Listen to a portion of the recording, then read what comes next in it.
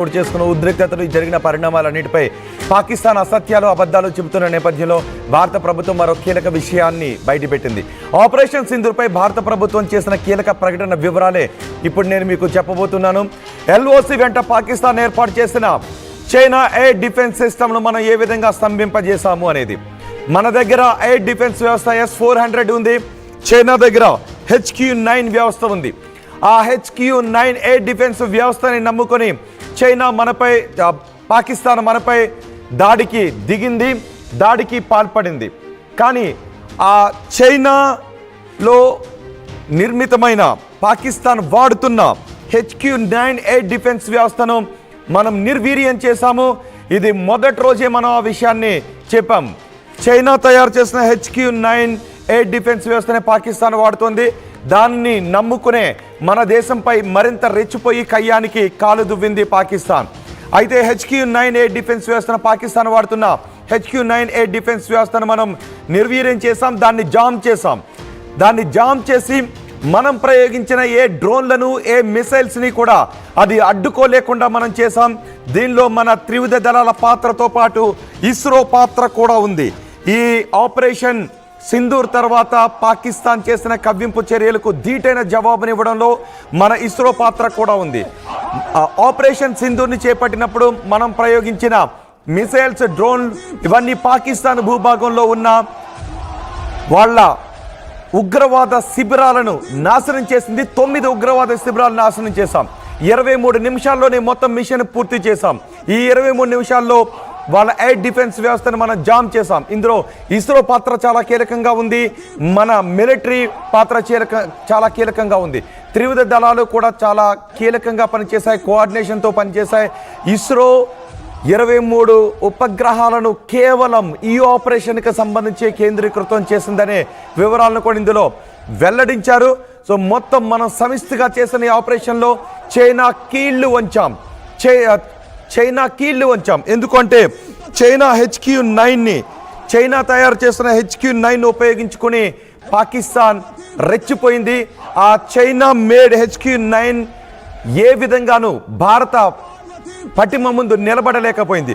మన S-400 ముందు China ప్రయోగించిన ఏ ఆయుధాలు నిలబడలేకపోయాయి.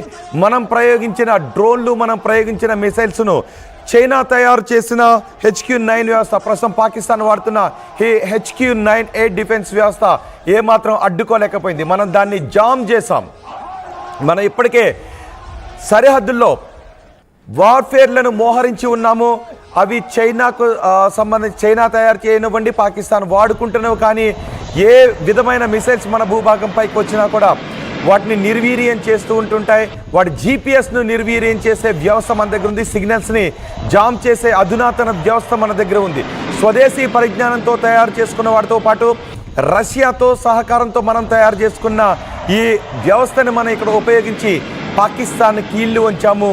చైనా తయారు చేసిన ఈ HQ-9 ఎయిర్ డిఫెన్స్ వ్యవస్థ ఏమాత్రం పని చేయకుండా మనం నిరోధించగలిగాం. అందుకే భారత్ ఈ ఆపరేషన్ సింధూర్ తర్వాత పాకిస్తాన్ చేసిన సైనిక కవ్వింపులను కూడా మనం ధీటుగా ఎదుర్కొన్నాం. చైనా ఎయిర్ డిఫెన్స్ వ్యవస్థను మనం స్తంభింపజేసినట్టుగా భారత ప్రభుత్వం వెల్లడించింది. కేవలం 23 నిమిషాల్లోనే మిషన్ని పూర్తి చేసినట్టుగా కేంద్రం వెల్లడించింది. లాంగ్ రేంజ్ డ్రోన్ల సహకారంతో ఆపరేషన్ని పూర్తి చేశామని వెల్లడించింది. ఆపరేషన్ విజయవంతం చేశామని కేంద్రం వెల్లడించింది. నూర్ ఖాన్, రహీం యార్ ఖాన్ల ఎయిర్ బేస్లపై మనం దాడి చేశాం, పక్కా ప్లాన్తోనే దాడి చేశామని భారతదేశం వెల్లడించింది. అంతేకాదు ఇస్రో పాత్ర గురించి కూడా చెప్పింది. భారత అంతరిక్ష పరిశోధన సంస్థ కూడా ఈ ఆపరేషన్లో చాలా కీలక పాత్ర పోషించింది.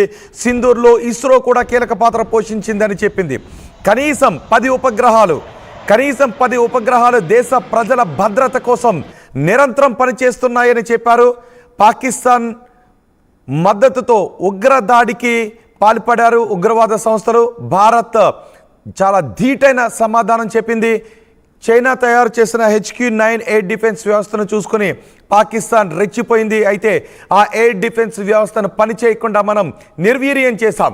ఎయిర్ డిఫెన్స్ వ్యవస్థ ఎలా పని చేయాలో అర్థం కాక నిర్వీర్యంగా ఉండిపోవాల్సినటువంటి పరిస్థితి అక్కడ ఏర్పడింది. కానీ మన ఎయిర్ డిఫెన్స్ వ్యవస్థ మాత్రం పాకిస్తాన్ నుంచి వస్తున్న మిసైల్స్ కానీ డ్రోన్లను కానీ నిర్వీర్యం చేసింది. భారత భూభాగంపై ఉన్న వాళ్ళు టార్గెట్ చేసిన లక్ష్యాలను అవి చేరకుండా నిరోధించడంలో మన స్వదేశీ పరిజ్ఞానంతో తయారు చేసిన మిసైల్స్ కావచ్చు, రష్యా మనము సహకారంతో తయారు చేసుకున్న మిసైల్స్, అలాగే ఎయిర్ డిఫెన్స్ వ్యవస్థ చాలా కీలకంగా పనిచేసి కేవలం 23 నిమిషాల్లోనే మొత్తం ఆపరేషన్ పూర్తి చేసి పాకిస్తాన్ కీళ్లు వంచి కూర్చోబెట్టాం. ఈ విషయాన్ని కేంద్ర ప్రభుత్వం వెల్లడించింది. పాకిస్తాన్ అసత్యాలు చెబుతున్న ఈ సమయంలో మరో కేంద్ర ప్రకటన గురించిన వివరాలు ఇప్పుడు నేను మీకు తెలియజేశాను. మా ప్రతినిధి మధు ఉన్నారు పూర్తి సమాచారం అందించడానికి. మధు, ఇప్పటికీ పాకిస్తాన్ చాలా అసత్యాలు అబద్ధాలు చెబుతుంది. నిన్న కూడా ఒక లెటర్ విడుదల చేసింది, మేము భారతదేశంపై విజయం సాధించాము అనే విషయాన్ని చెప్తూ. కానీ భారతదేశం ఏ విధంగా విజయం సాధించింది, చైనా తయారు చేసిన HQ-9 వ్యవస్థ పని చేయకుండా మనం ఏ విధంగా చేయగలిగాం, చైనా దగ్గర నుంచి కొనుగోలు చేసిన ఎయిర్ డిఫెన్స్ వ్యవస్థను చూసి పాకిస్తాన్ రెచ్చిపోతూ ఉంటే ఆ ఎయిర్ డిఫెన్స్ వ్యవస్థను అయోమయానికి గురి చేసాం, మనం దాన్ని జామ్ చేసాం. ఇస్రో కూడా అక్కడ చాలా కీలక పాత్ర వహించింది అని భారత ప్రభుత్వం వెల్లడించింది. సో ఈ ఆపరేషన్ గురించి భారత ప్రభుత్వం ఈ వివరాలు వెల్లడించిన తర్వాత వస్తున్న అభిప్రాయాలు ఏంటి?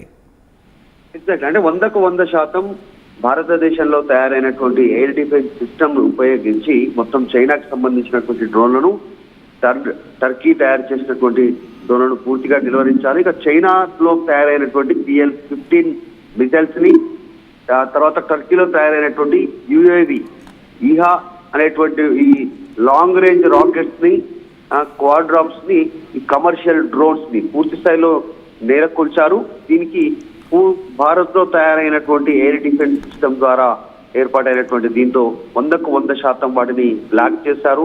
వాటిని పూర్తి స్థాయిలో నిర్వీర్యం చేసి కేవలం 23 నిమిషాల్లోనే టార్గెట్ లో రీచ్ అయినటువంటి పరిస్థితి. అంటే మనం వారికంటే టెక్నాలజీలో అధునాతనంగా ముందున్నామనేటువంటిది చాలా స్పష్టంగా భారత్ చెప్పే ప్రయత్నం చేసింది.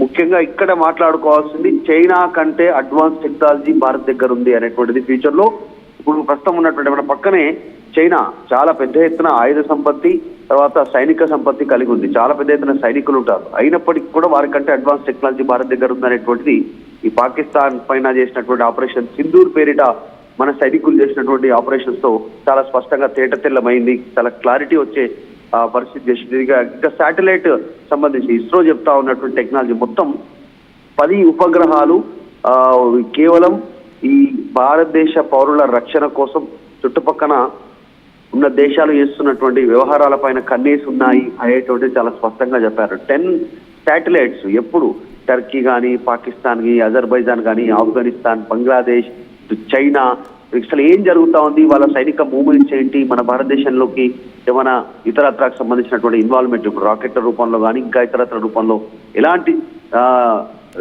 దాడి చేసే అవకాశం ఉంటుంది అనేటువంటిది మినిట్ టు మినిట్ మన సైనికులకు సమాచారం ఇస్తా ఉన్నారు. ఈ 10 శాటిలైట్స్ ఉపయోగించి భారతీయుల భద్రత కోసం మినిట్ టు మినిట్ డీటెయిల్స్ తెలుసుకుంటున్నారని చెప్తా ఉన్నారు. మొదటిసారిగా ఇండియాలో తయారైనటువంటి ఎయిర్ డిఫెన్స్ సిస్టమ్ ద్వారా 23 వాళ్ళని నిర్వీర్యం చేసి పూర్తి స్థాయిలో బ్లాక్ చేసి 23 నిమిషాల్లో దాడి కంప్లీట్ చేసినటువంటి సిచ్యువేషన్ కనిపిస్తా ఉంది. దీంతో తేలిపోయింది టర్కీ కమర్షియల్ డ్రోన్స్, తర్వాత చైనాలో తయారైనటువంటి మిసైల్స్, వీటన్నిటిని PL-15 ఇలాంటివి కూడా నిర్వీర్యం చేసినటువంటి సిచ్యువేషన్ కనిపిస్తా ఉంది. మధు, అంటే చైనాను నమ్మి పాకిస్తాన్ పూర్తిగా మునిగిపోయింది అని అనుకోవచ్చా ఇక్కడ? ఖచ్చితంగా, ఎందుకంటే చైనా తయారు చేసినటువంటి మిసైల్స్ ఏవైతే ఉన్నాయో PL-15 మిసైల్స్ ని పూర్తిగా నిర్వీర్యం చేశారు. మనం దాని ఎయిర్ డిఫెన్స్ సిస్టమ్ ద్వారా వాటిని బ్లాక్ చేసినటువంటి పరిస్థితి. చైనాను నమ్ముకుంది, పెద్ద ఎత్తున మిసైల్స్, డ్రోన్స్ తీసుకుంది.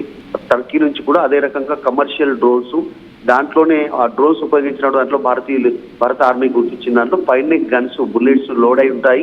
టార్గెట్ రీచ్ అయిన తర్వాత ఆటోమేటిక్ గా బుల్లెట్స్ రిలీజ్ చేస్తాయి. ఇంకా కొన్ని ఏమో బాంబులు ఉంటాయి, ఆ బాంబులు జారవిడుస్తాయి జనావాసాల పైన.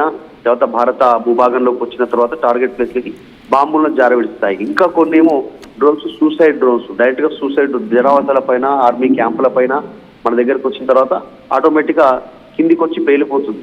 కానీ ఇక్కడ కూడా ఈ డ్రోన్స్ చైనా PL-15 సంబంధించినటువంటి మిజైల్స్ భూభాగానికి రాకముందుకే గాల్లోనే పేల్చారు. వాళ్ళ ఎయిర్ డిఫెన్స్ సిస్టమ్ కూడా క్లోజ్ చేసే ప్రయత్నం చేశాం. మనం కనీసం గుర్తించలేకపోయారు. మన ఎయిర్ డిఫెన్స్ సిస్టమ్ వాటిని బ్లాక్ చేసి మనం పాకిస్తాన్ భూభాగం లోపలికి వెళ్ళి టార్గెట్ రీచ్ అయి కొట్టి రిటర్న్ వచ్చినటువంటి సిచ్యువేషన్ మనం చూసాం. సో చాలా స్పష్టంగా చైనా నమ్ముకొని పాకిస్తాన్ మునిగిపోయింది. టర్కీ ఇచ్చినటువంటి డ్రోన్లతో కూడా ఏం చేయలేనటువంటి సిచ్యువేషన్ ఉంది. దీంతో ఒకసారి భారత ఆర్మీ సత్తా ఏంటనేది తెలిసిపోయింది. అంటే చైనా కంటే ముందున్న మనం అనేటువంటిది నిన్న జరిగినటువంటి ఆపరేషన్ సింధూర్ ద్వారా ఒక క్లారిటీ వచ్చింది.